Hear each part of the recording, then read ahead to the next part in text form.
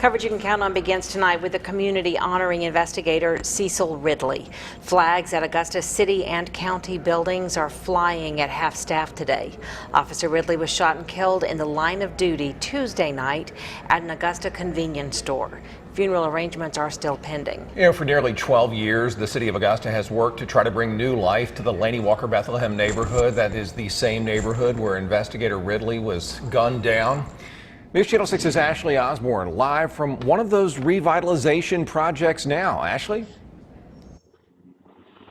Hey, Brad. Yeah, if you look down the road from where investigator Ridley was killed, you'll see a fresh new roundabout. And if you come this way on Twig Street, you'll end up here at another one. This roundabout surrounded by brand new, beautiful homes. And then this one here that's set aside for historic preservation. Housing and Development Director Hawthorne Welcher says following the death of a public servant, they're going to continue to push for change in this neighborhood, now with an even stronger purpose.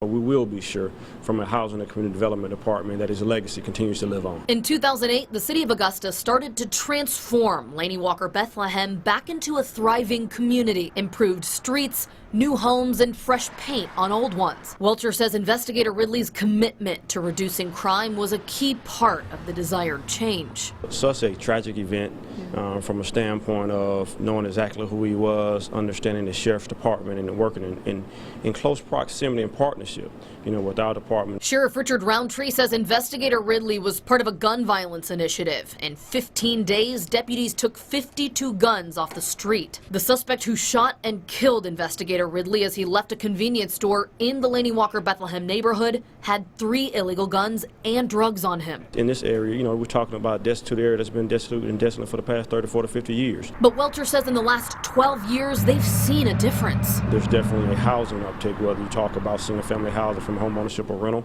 or whether you talk about multi-family housing, those things, and our focus right now is on the small business that's sort of developing and sustaining in the area as well. At the end of the day, that's what investigator Ridley was doing. He was fighting for change in that neighborhood just like y'all are. What are you guys going to do continuing moving forward in that neighborhood? Well, I think the first thing we're going to do, we're going to make sure that his legacy continues to live on, and in regards to his commitment and dedication to Augusta, Georgia, and what he was fighting for.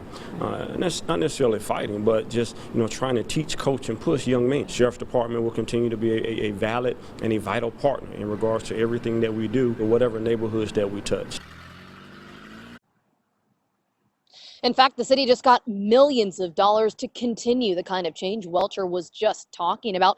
Some of the money is going to go towards improving homes right here in this neighborhood. You're going to hear more about that grant coming up. Reporting live from Augusta, Ashley Osborne, WJBF News Channel 6.